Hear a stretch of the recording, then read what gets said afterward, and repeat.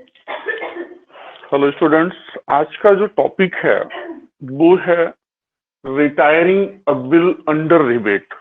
अगर मान लीजिए कोई भी पार्टनर या जो कोई भी थर्ड पार्टी कहती है कि ठीक है, एक्सेप्टेंस हमने दे दिया है और एक्सेप्टेंस हमने 2 महीने या 3 महीने का दिया है, अगर वो चाहे तो वो समय से पहले भी आकर के उसका पेमेंट कर सकती है। तो उसका पेमेंट करने के लिए क्या सिस्टम है कि अंडर रिबेट यानी डिस्काउंट के अंतर्गत उसका वो पेमेंट कर सकती है। तो ऐसी स्थिति में जो ड्रॉवर है और जो ड्रॉई है उसके यहाँ हम क्या एंट्री करेंगे। ड्रॉवर के यहाँ हम लिख देंगे बैंक या कैश अकाउंट डेबिट, बैंक और कैश अकाउंट डेबिट और rebate on bill account, rebate on bill account debit to BR account, being amount received, being amount received before due date, before due date under rebate. ठीक है, उसी तरह से ड्रॉई के यहाँ क्या करेंगे हम, BP account debit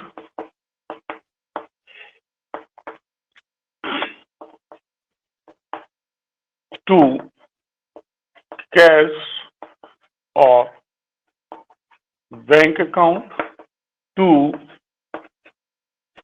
rebate on bill account. ठीक है ना। और नरेशन क्या हो जाएगा, amount paid before due date being amount paid before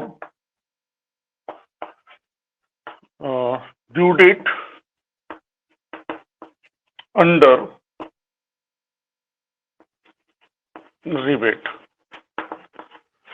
तो इस तरह से हम अगर समय से पहले इसका पेमेंट करना चाहते हैं तो हम समय से पहले इसका पेमेंट कर देंगे। अब एक तो ये पॉइंट हो गया। दूसरी जो बात आती है नेक्स्ट, वो है, इसको मैं रफ कर दे रहा हूं।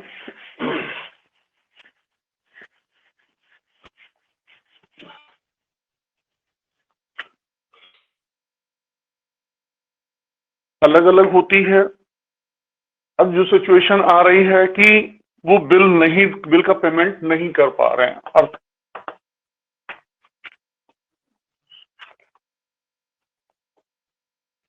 Dishonoured of a bill. इसका क्या मतलब हुआ, देखिए डिसऑनर्ड यानी कि जब पेमेंट डेट पर जो ड्रॉई है वो पेमेंट करने में असमर्थ होता है या पेमेंट नहीं कर पा रहा होता है, ऐसी सिचुएशन में क्या स्थिति बनती है। तो इधर हम ड्रॉवर कर लेते हैं और इधर ड्रॉई। पेमेंट डेट पर ड्रॉई के पास समस्या थी या पैसों की प्रॉब्लम रही होगी या कोई भी सिचुएशन रही हो, किन्हीं भी कारणोंवश अगर वो पेमेंट नहीं कर पाते हैं तो बिल डिसऑनर्ड हो जाता है। बिल जब डिसऑनर्ड हो जाता है तो इसे हम नोटरी पब्लिक से नोटरी कराते हैं। उसके लिए हमें कुछ चार्जेस देने होते हैं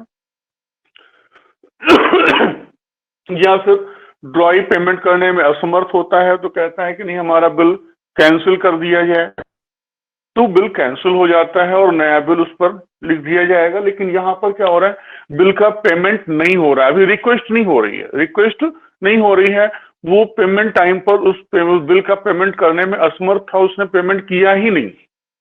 ऐसी सिचुएशन में बिल डिसऑनर्ड हो जाता है और उस पर नोटरी कराई जाती है। नोटरी इसलिए कराई जाती है कि जिससे उस बिल को हम लीगली प्रूव कर सकें कि हाँ वो वाकई में बिल लिखा गया था, एक्सेप्ट हुआ था और उसकी जो है कानून वो वैध हो जाए, इसलिए उसकी नोटरी कराई जाती है। और नोटरी कराने पर कुछ ना कुछ हमें चार्जेस पे करने होते हैं।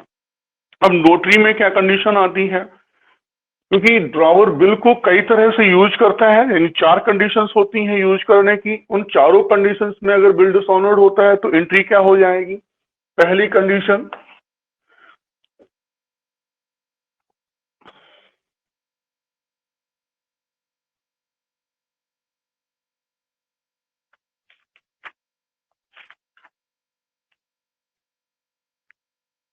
when the bill is retained by drawer, when the bill is retained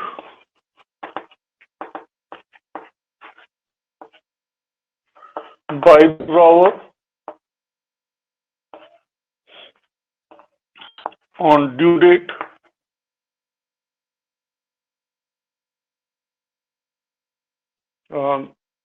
when the bill is retained by the drawer till due date and bill dishonored and noted।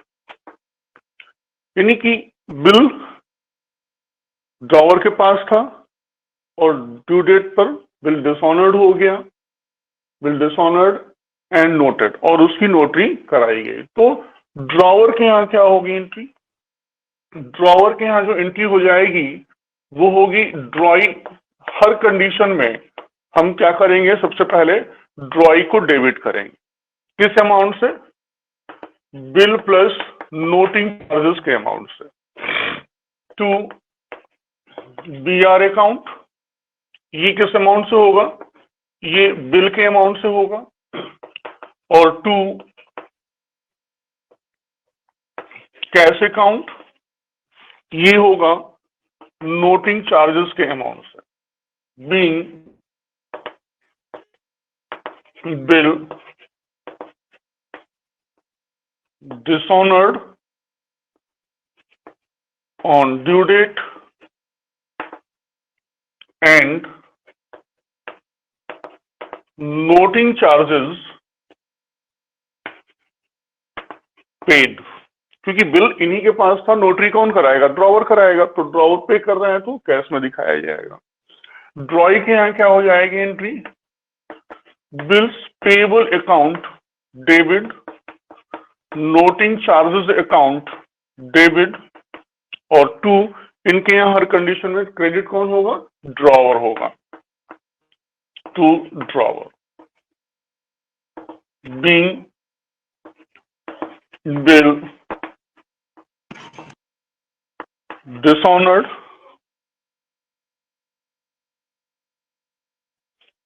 and noting charges due। Simple हो गया। अब क्या है second point, drawer ने अगर bill को bank से discount कराया हुआ है। फिर से समझा दीजिए। कौन सा सर, फर्स्ट वाला।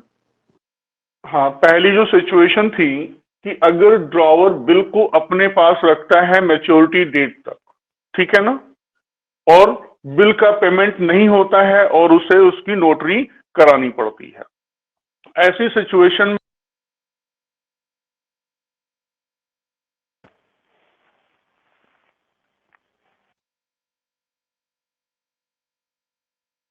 ड्रॉई को हर कंडीशन में हम डेबिट करेंगे। ड्रॉई को डेबिट किया, bill plus noting charges, bill का जो अमाउंट था और नोटिंग चार्जेस का जो अमाउंट था उन दोनों के अमाउंट से करेंगे। टू बीआर बिल के अमाउंट से करेंगे और to cash account noting charges के अकाउंट अमाउंट से करेंगे। Narration being bill dishonoured on due date and noting charges paid. इधर क्या हो जाएगा, बीपी अकाउंट डेबिट यानी bills payable account debit, bill के अमाउंट से, मैं यहां लिख दे रहा हूं बिल के अमाउंट से, नोटिंग चार्जेस के अमाउंट से, और टू ड्रॉवर, ड्रॉवर क्या हो जाएगा, बिल प्लस नोटिंग चार्जेस। कारण क्या है, ये दो जो ड्रॉई में प्लस अमाउंट कर दिया गया दोनों, या ड्रॉवर में कर दिया गया, तो इसका मतलब है कि हमें इनसे नोटिंग चार्जेस का भी पैसा लेना है। इनको क्या है, इनको भी नोटिंग चार्जेस का पैसा देना है, इसलिए हम इसको इसमें ऐड कर लेते हैं। ठीक है, अब आता है बात second point, when bill discounted with bank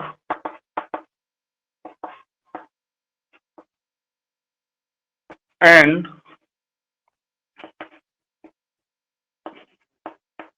bill dishonored on due date and noted, यानी नोटरी चार्जेस यहां पर भी देनी पड़ रही है। तो अब बिल कहां है, बिल है बैंक के पास। तो इनके यहां हमने बोला हर कंडीशन में ड्रॉई को डेबिट करेंगे, तो ड्रॉई डेबिट हो जाएगा किस अमाउंट से, बिल प्लस नोटिंग चार्जेस के अमाउंट से। और बिल कहां था, हमने बैंक से डिस्काउंट कराया है, तो टू बैंक अकाउंट। और बैंक में कितना अमाउंट आएगा, बिल प्लस नोटिंग चार्जेस।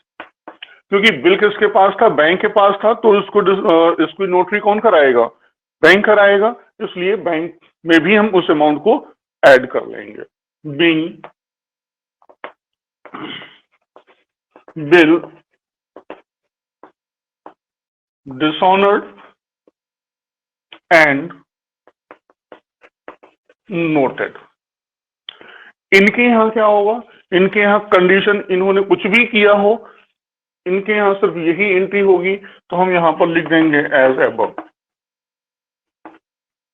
यानी उपरोक्त वाली ही एंट्री इनके यहां पास की जाएगी। क्लियर। अब हम आगे बढ़ते हैं, कंडीशन नंबर थर्ड। अब हमारे पास यहां आएगा नहीं, इसलिए मैं इसको रफ कर दे रहा हूं।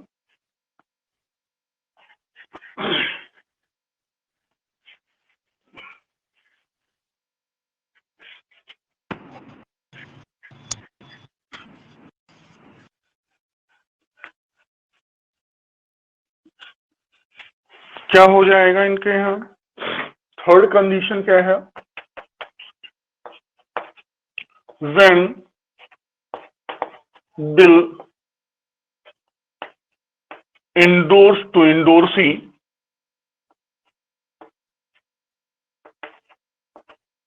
by drawer and bill dishonored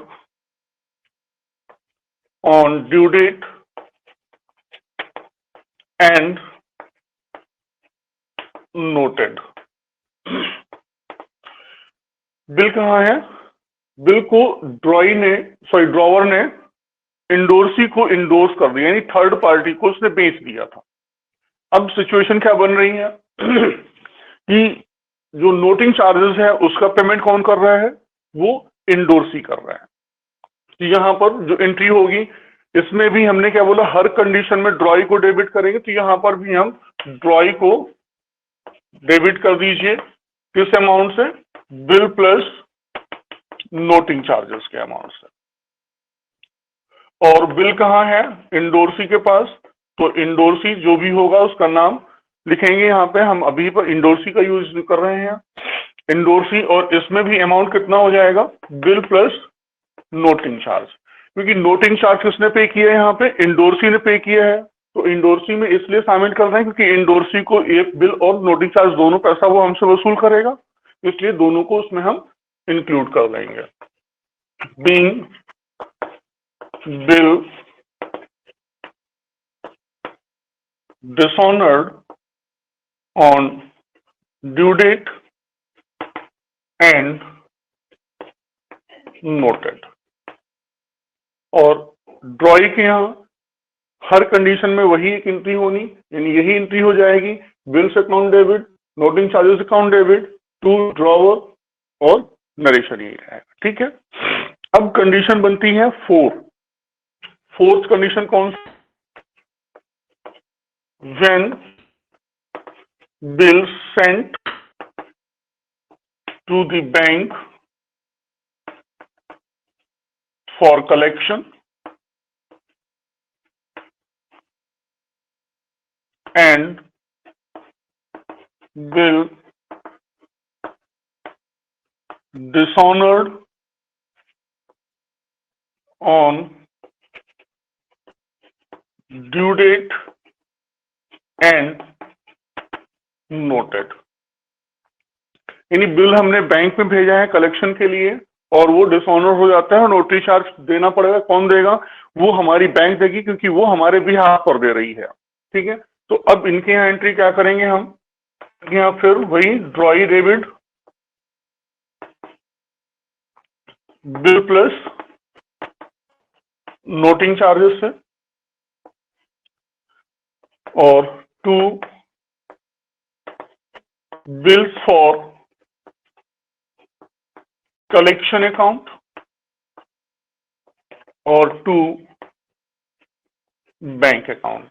bills for collection में बिल का अमाउंट रहेगा और बैंक अकाउंट में नोटिंग चार्जेस का, क्योंकि बैंक पैसा हमसे ले लेगी तो यहां पर हम बैंक दिखाएंगे। नरेशन क्या हो जाएगा? बीइंग बिल डिसऑनर्ड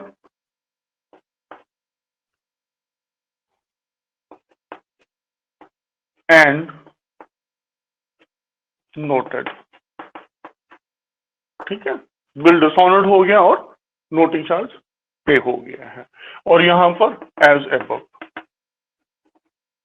यानी यही ऊपर वाली एंट्री हम यहां पर भी करेंगे। अब एक चीज ध्यान से सुन लीजिए, जो डिसऑनर्ड ऑफ बिल है, अगर नोटिंग चार्जेस दिया हुआ है तो हम नोटिंग चार्जेस को शामिल करेंगे। अगर नोटिंग चार्जेस नहीं दिया हुआ है तो हम नोटिंग चार्जेस को यहां से इग्नोर कर देंगे, बाकी की same as it is entry हम पास करेंगे। और अगर बिल कैंसिल हुआ है, ऐसी सिचुएशन में भी डिसऑनर्ड वाली ही एंट्रियां होंगी, बस वहां पर नोटिंग चार्जेस का यूज नहीं होगा। ठीक है, अब चलते हैं अगले टॉपिक पर, रिन्यूअल ऑफ बिल। ठीक है ना, मैं इसको रफ कर दूं।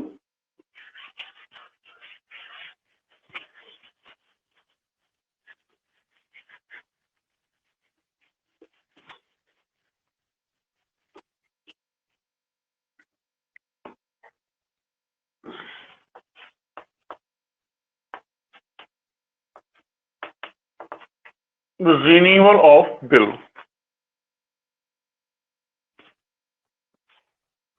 रिन्यूअल ऑफ बिल में क्या कंडीशन होगी? बिल को हम, चाहे वो डिसऑनर्ड हो रहा हो, डिसऑनर्ड कर देंगे, चाहे वो बिल कैंसिल हो रहा हो, कैंसिल कर देंगे। अगर डिसऑनर्ड हो रहा है, नोटिंग चार्जेस है, तो नोटिंग चार्जेस को यूज करते हुए जो अभी एंट्रियां आपको बताई हैं उन्हें फॉलो करना है। अगर बिल कैंसिल हो रहा है, नोटिंग चार्जेस नहीं है, तो एंट्री डिसऑनर्ड वाली ही पास की जाएंगी, बस वहां पर नोटिंग चार्जेस को हम क्या करेंगे? इग्नोर कर देंगे, नोटिंग चार्जेस वहां पर शो नहीं करेंगे। ठीक है, अब सबसे पहले रिन्यूअल ऑफ बिल में हमने बताया कि बिल को क्या करेंगे? कैंसिल कर लेंगे। सेम वही as it is entry pass हो जाएगी। ठीक है, यहां पर भी ड्रॉवर और ड्रॉइंग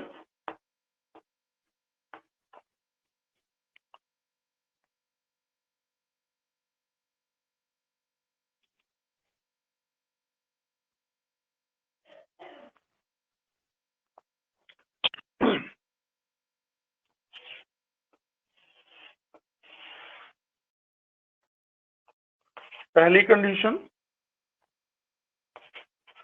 बिल कैंसल्ड।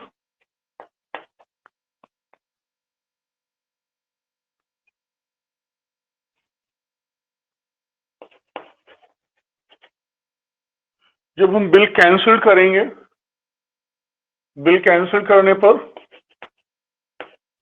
पास dishonoured entry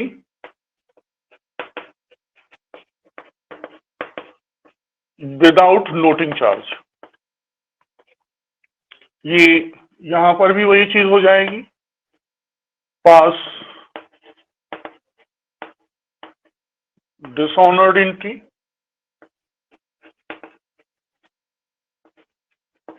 without noting charge.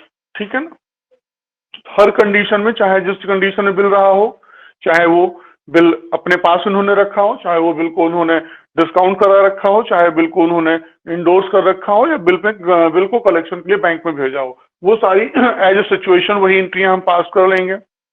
इसके बाद सेकंड कंडीशन क्या आती है, अब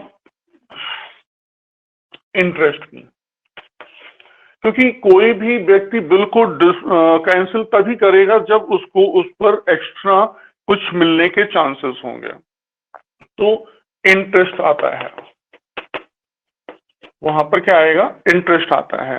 इंटरेस्ट में कंडीशन दो तरह से फॉलो होती है, या तो वो इंटरेस्ट कैश में पे कर देता है, या फिर वो इंटरेस्ट ड्यू कर लेकर के बिल में, नए बिल में एडजस्ट कर लेता है।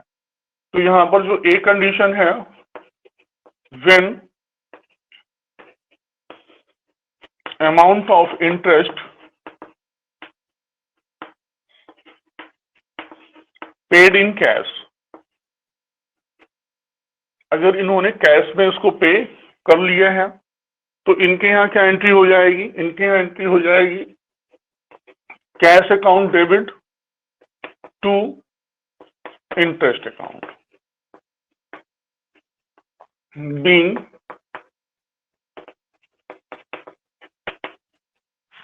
Interest received. इनके यहाँ क्या हो जाएगा, इनके यहाँ interest account debit to cash account being interest paid. ठीक है, दूसरी कंडीशन क्या है, when amount of interest not paid in cash, अगर कैश में पे नहीं कर रहे हैं तो एंट्री क्या हो जाएगी, drawee debit to interest account,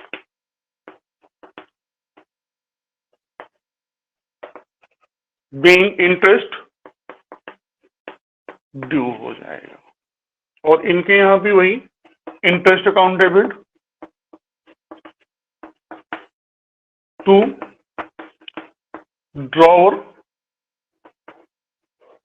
being interest due. यानी अगर कैश में पे करेंगे तो हम कैश में रिसीव करेंगे, और अगर इन्होंने कैश में पे नहीं किया हुआ है तो हम क्या करेंगे, इंटरेस्ट को ड्यू कर लेंगे।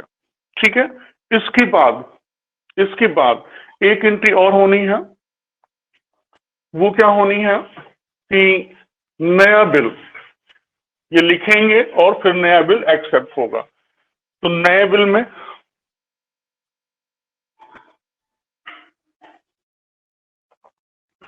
अगली जो कंडीशन थी वो third, when new acceptance received and given, यानी नई एक्सेप्टेंस दे रहे हैं और ले रहे हैं, रिसीव हो रही, तो क्या हो जाएगी एंट्री, इनके यहाँ ड्रॉवर के यहाँ बीआर अकाउंट डेबिट और to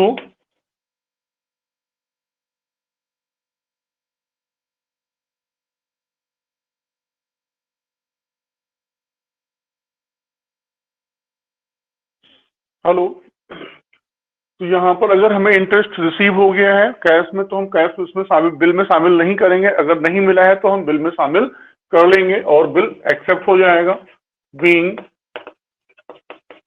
new acceptance received.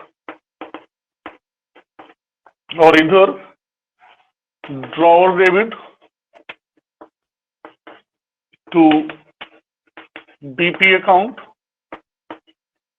Being new acceptance given. अब इसमें एक चीज और है, जो इंडोर्सी की मैं बात करता हूं, ये यहाँ पर काम खत्म हो जाएगा, फिर वही प्रोसेस है कि पेमेंट रिसीव करिए और पेमेंट दे दीजिए। जो थर्ड पार्टी है इंडोर्सी, इंडोर्सी के यहाँ भी सेम लगभग वही एंट्रियां होंगी जो ड्रॉवर के यहाँ होती हैं। जैसे कि हमें ड्रॉई से बिल मिला तो यहाँ पर इंडोर्सी के मिल रहा है तो BR account debit to drawer हो जाएगा। उसके अलावा पेमेंट अगर हमने इंडोर्सी भी ड्रॉवर की तरह ही उनको 4 कंडीशंस में यूज कर सकता है। अगर उसने यूज किया तो जैसा ड्रॉवर के यहाँ कर रहे थे एंट्री, लगभग सेम वैसे ही एंट्रियां करेंगे, बस थोड़े से चेंजेस आएंगे। तो वो चेंजेस जो भी आते हैं वो जब भी आपको हम न्यूमेरिकल्स कराएंगे तो वो न्यूमेरिकल्स में हम आपको सॉर्ट आउट कर देंगे। ठीक है, तो आज के लिए इतना ही। कल से न्यूमेरिकल पार्ट शुरू हो जाएगा। ठीक है।